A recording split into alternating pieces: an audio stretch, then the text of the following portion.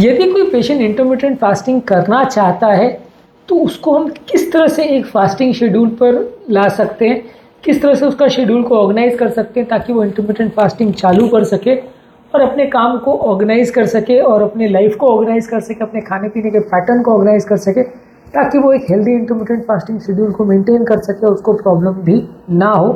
तो यदि हम इंटरमिटेंट फास्टिंग किसी को करवाते हैं तो किस तरह से उसको हम स्टार्ट करवा सकते हैं। जो व्यक्ति ने पहले कभी फास्टिंग नहीं की हो, उसको कोई प्रैक्टिस भी ना हो, मे भी ऐसा भी कोई व्यक्ति जिसको फूड की बहुत ज़्यादा क्रेविंग होती हो, ऐसे व्यक्तियों को हम किस तरह से फास्टिंग करवा सकते हैं आज डिस्कस करेंगे उसके कुछ यूजफुल टिप्स पर। हाउ टू स्टार्ट या how to get patients to do intermittent fasting. Topic पर जाने से पहले जो लोग हमारे चैनल पर नए हैं उन्हें रिक्वेस्ट करूँगा कि चैनल को सब्सक्राइब करें, वीडियोज़ को लाइक करें, शेयर करें, फॉलो करें, कमेंट करें, पूरा देखें।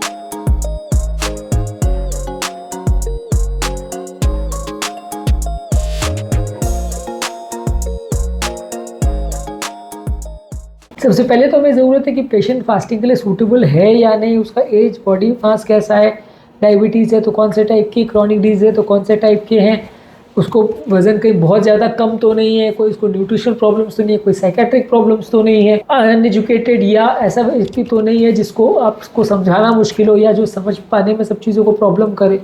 ये सारी चीज़ें एज अ डॉक्टर या एज अ पेशेंट रिलेटिव आपको असेस करने की ज़रूरत है कि यदि फास्टिंग पेशेंट को करवाना है तो किस तरह से वो पेशेंट सूटेबल है या नहीं है, उसके क्या फीचर्स है, उसको आपको देखने की आवश्यकता है। इसके अलावा आपको पेशेंट को एजुकेट करने की ज़रूरत है। एज अ पेशेंट का रिलेटिव या एज अ पेशेंट का डॉक्टर आपको पेशेंट को प्रॉपर एजुकेट करने की ज़रूरत है। पेशेंट और उनके रिलेटिव दोनों को ही प्रॉपर एजुकेशन होनी चाहिए कि इंटरमिटेंट फास्टिंग होता क्या है, इसके बेनिफिट क्या है। जब तक आप उनको प्रॉपर बेनिफिट्स नहीं समझाएंगे तब तक वो करना नहीं चाहेंगे, क्योंकि फास्टिंग करना अपने आप में कोई मज़ेदार चीज़ तो है नहीं कि जिसके लिए लोग उसे करना चाहें। आपको उनको उसके फ़ायदे बताने पड़ेंगे, उनको इनकरेज करना पड़ेगा, तभी वो कर पाएंगे उसको। और फास्टिंग के प्रॉपर तरीके क्या हैं, किस किस तरह की फास्टिंग होती है, कौन से तरह के फास्टिंग शेड्यूल्स है, क्या इसमें चीज़ों का ध्यान रखना है, क्या खाना है, क्या नहीं खाना है, क्या खाने से फ़ायदा होगा, क्या खाने से नुकसान होगा, ये सारी चीज़ें पेशेंट को प्रॉपर पता होनी चाहिए, पेशेंट के रिलेटिव्स को पता होनी चाहिए। यदि ये सारी चीज़ें पेशेंट को नहीं पता रहेंगी तो फिर उसको मैनेज करना मुश्किल पड़ेगा, इंटरमिटेंट फास्टिंग वो प्रॉपर्ली नहीं कर पाएगा। तो यदि आपके पेशेंट को प्रॉपर एजुकेशन मिलती है तो ही उसको इंटरमिटेंट फास्टिंग करना चाहिए। हालांकि ये कोई बहुत बड़ा रॉकेट साइंस नहीं है कि जिसको समझे बिना आप अगर करोगे तो उसमें गलतियाँ ही गलतियाँ होंगी और प्रॉब्लम्स ही प्रॉब्लम्स होंगे, ऐसा कुछ नहीं है। पर लेकिन अगर प्रॉपर एजुकेशन हो और प्रॉपर कोऑपरेटिव पेशेंट हो, अंडरस्टैंडिंग पेशेंट हो, रिलेटिव अंडरस्टैंडिंग हो, तो ही इस तरह की चीज़ों को यूज़ किया जा सकता है। क्योंकि ये बहुत ज़्यादा फ़ायदे करने वाली चीज़ है लेकिन थोड़ी सी ट्रिकी है, इसको सही तरह से यूज़ किया जाए तो काफ़ी फ़ायदा कर सकते हैं। इसके अलावा आपको पेशेंट को अगर फास्टिंग की आदत नहीं है या फूड की क्रेविंग ज़्यादा है तो धीरे धीरे करके स्टार्ट करिए। पहले कुछ महीने उसको सिर्फ हेल्दी डाइट लेने की आदत डलवाइए, जहाँ उसके कार्बोहाइड्रेट पूरे बंद कर दीजिए, मीठी चीज़ें, तेली हुई चीज़ें, ये सब पूरी बंद कर दीजिए, स्टार्च वाली चीज़ें बंद कर दीजिए, उनको फाइबर वाली चीज़ें, प्रोटीन वाली चीज़ें, दालें हैं, अंकुरित चीज़ें, ये ज़्यादा खिलाइए। कोल्ड ड्रिंक्स है, फ्रूट जूसेस है या फ्रूट्स है, ये सारी चीज़ें बिल्कुल कम करवा दीजिए। बाकी कोल्ड ड्रिंक तो फ्रूट जूस तो पूरा ही बंद रहेगा, लेकिन फ्रूट्स भी काफ़ी हद तक कम करवा दीजिए क्योंकि काफ़ी हद तक फ्रूट्स भी मीठे होते हैं। तो ये सारी चीज़ों को पहले से स्टार्ट करवा दीजिए तो 2-4 महीने में आपका पेशेंट तो एडजस्टेड हो जाएगा, उस तरह की डाइट को रेगुलर बेस पे लेने की उसको आदत पड़ जाएगी। और साथ में जैसे कार्बोहाइड्रेट कम होगा तो हम सब जानते हैं कि ज़्यादातर जो फूड की क्रेविंग होती है या खाने की अनकंट्रोलेबल इच्छा जिसे बोलते हैं, वो ज़्यादातर कार्बोहाइड्रेट की वजह से होती है। यदि हम इससे कट डाउन कर सकें तो क्रेविंग भी अपने आप चली जाएगी और पेशेंट उसके बाद फिर फास्टिंग कर पाएगा। यदि कोई पेशेंट की मेडिसिन का इश्यूज़ है तो उसको प्रॉपरली एडजस्ट कराएं। अगर मेडिसिन, खासकर डायबिटीज़ की जो मेडिसिन है जो शुगर कम कर सकती हैं, उनके टाइम शेड्यूल्स को प्रॉपरली एडजस्ट करना पड़ेगा, नहीं तो फास्टिंग करना मुश्किल होगा। टिपिकल पेशेंट में थोड़ा स्लो चालू करिए, धीरे धीरे करके बढ़ाइए। इनिशियली आप 10 घंटे, 11 घंटे, 12 घंटे ऐसे हर एक महीने 1-1 घंटे करके अगर बढ़ाएंगे तो भी आपको 6-7 महीने में रिजल्ट्स मिलेंगे। पर इसमें एक थोड़ा सा प्रॉब्लम ये है कि कभी कभार पेशेंट बोर हो जाता है करने में, तो आप बहुत ज़्यादा लंबा भी नहीं खींच सकते क्योंकि कई बार पेशेंट मोटिवेटेड खाली 4-5 महीने तक ही रहते हैं, फिर उसके बाद रिजल्ट नहीं मिलेंगे तो वो बोर हो जाते हैं, परेशान हो जाते हैं, बंद कर देते हैं। तो वो भी एक दोधारी तलवार है कि आप स्लो जाओगे तो उसमें रिस्क होने का, साइड इफेक्ट होने का चांस तो कम है, लेकिन पेशेंट के बर्नआउट होने का या बोर होकर फास्टिंग बंद कर देने का भी चांसेस उसमें बढ़ जाता है। तो इसलिए आपको कोशिश ये करनी है कि फास्टिंग स्लो तो जाइए पर बने जितना जल्दी स्पीड अप करके, जैसे ही पेशेंट का कंट्रोल आ जाए और डाइट का ले वो एडजस्टेड हो जाए, बने जितना जल्दी उसको 16 घंटे वाले शेड्यूल पे ले आइए और उसके बाद उसको मेंटेन करिए ताकि पेशेंट को थोड़ा रिजल्ट भी मिलना चालू हो। जैसे जैसे पेशेंट को रिजल्ट मिलेगा तो वो मोटिवेट भी ज़्यादा होगा, रिजल्ट नहीं मिलेगा तो बोर जल्दी हो जाएगा। तो वैसे पेशेंट को आपको थोड़ा बैलेंस करना पड़ेगा, बहुत जल्दी भी नहीं, बहुत धीरे भी नहीं, बैलेंस वे में उसका फास्टिंग को मैनेज करेंगे तो अच्छा है। इसके अलावा एक सही तरीके का फास्टिंग शेड्यूल जो उसके लिए अच्छा है उसको चूज़ करिए। जो व्यक्ति दिन के टाइम काम कर सकता है उसको दिन के टाइम में फास्टिंग मतलब उस हिसाब से एडजस्ट कर सकते हैं कि उसको दिन में भूख नहीं लगती है तो उस टाइम पे फास्टिंग कर ले। जिसको रात के टाइम भूख नहीं लगती है, रात के टाइम वो जल्दी खा के सोने वाला है तो उसका उस टाइप से एडजस्ट कर लीजिए। तो किस व्यक्ति के लिए कौन सा टाइम शेड्यूल अच्छा रहेगा, कौन सा तरह की फास्टिंग अच्छी रहेगी, वो सारी चीज़ों को देख के आपको उसका फास्टिंग को मैनेज करना है। इसके अलावा उसके लिए जो भी फास्टिंग के गोल्स है थोड़ा रियलिस्टिक रखिए।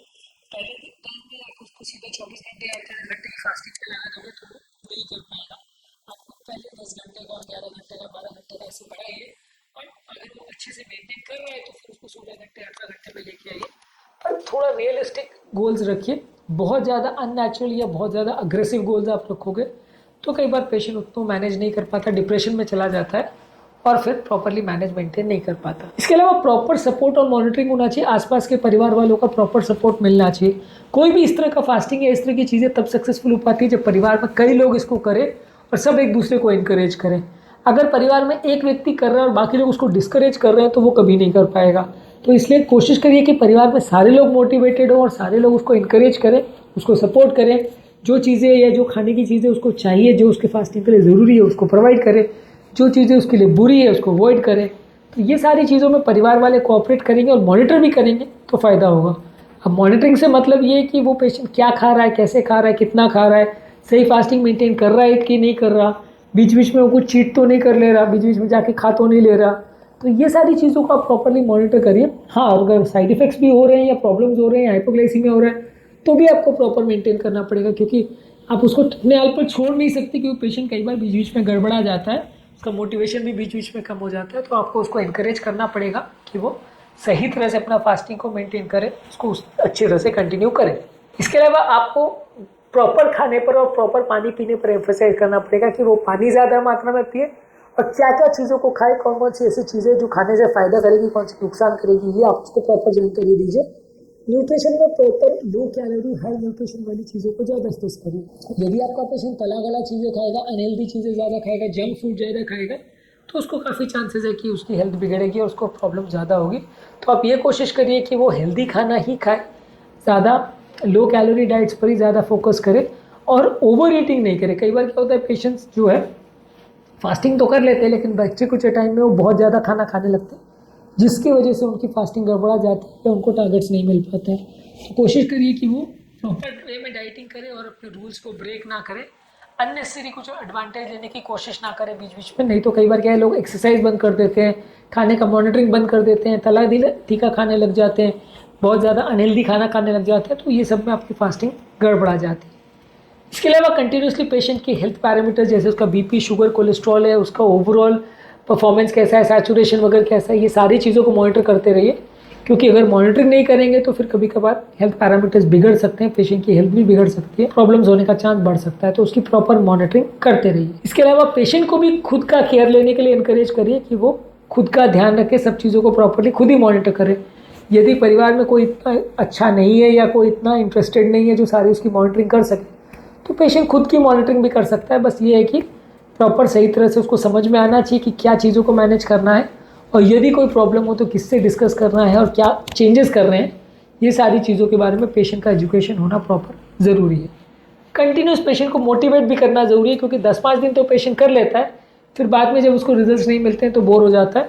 तो आपको कंटिन्यूसली पेशेंट को इनकरेज भी करते जाना है ताकि वो इससे लंबे समय तक कर पाए, क्योंकि इस तरह की डाइटरी अप्रोचेज या इस तरह की फास्टिंग शेड्यूल्स को क्या है, कुछ दिन तक लोग ज़रूर कर लेते हैं, लंबे समय तक इसे मेंटेन नहीं करेंगे तो रिजल्ट्स नहीं मिलेंगे। इसको एटलीस्ट 4 से 6 महीना जब तक आप नहीं करोगे तब तक आपको अच्छे रिजल्ट्स नहीं मिलेंगे और तब तक आप इसे और लंबे समय तक कंटिन्यू करने के लिए मोटिवेट भी नहीं हो पाओगे। इसके अलावा आपकी जो भी अप्रोच है वो हर व्यक्ति के हिसाब से इंडिविजुअलाइज स्ट्रैटेजी होनी चाहिए। हर व्यक्ति की अपनी रिक्वायरमेंट्स, अपनी दवाओं की ज़रूरत है, अपनी लाइफस्टाइल की ज़रूरत है, अपने खाने पीने का तरीका, अपना बिहेवियर का तरीका, सब कुछ अलग होता है। तो वन साइज़ फिट्स ऑल वाला सिस्टम सब में नहीं चलेगा, हर व्यक्ति का अलग रिक्वायरमेंट होती है। उसको समझ के उसके शेड्यूल्स को और उसकी लाइफ को प्रॉपर एडजस्ट करना है। यदि आप अनरियलिस्टिक और अनमैनेज वे में किसी को भी अगर कुछ भी डाइटिंग करवाओगे तो वो सक्सेसफुल नहीं होगा और पेशेंट उसे मेंटेन नहीं कर पाएगा। प्रॉपर इंडिविजुअलाइज अप्रोच से अगर आप चीज़ों को फॉलो करोगे तो सक्सेस ज़्यादा मिलेगा और लॉन्ग टर्म आपको प्रॉब्लम्स कम होंगी। तो आज के टॉपिक में हमने बात किया कि यदि कोई व्यक्ति फास्टिंग शेड्यूल करना चाहता है, इनिशियली शुरू करना चाहता है, तो क्या क्या चीज़ों का विशेष ध्यान रखने की ज़रूरत है, कौन कौन सी चीज़ों को फॉलो करने की ज़रूरत है ताकि वो उसे अच्छी तरह से कर पाए और प्रॉबेबली अच्छी तरह से मेंटेन कर पाए। इंटरमिटेंट फास्टिंग संबंधित और डायबिटीज़ पेशेंट में इंटरमिटेंट फास्टिंग संबंधित क्या क्या चीज़ों का ध्यान रखना है, उस पर हमने ऑलरेडी डिटेल वीडियोज़ किए, ज़रूर चेकआउट करिए। उम्मीद करूँगा कि आज के टॉपिक में कुछ नई बातें जानने को मिली होगी। जो लोग हमारे चैनल पर नए हैं उन्हें रिक्वेस्ट करूँगा कि वीडियोज़ को लाइक करें, शेयर करें, फॉलो करें, कमेंट करें, पूरा देखें और हमें इनकरेज भी करें। Thank you.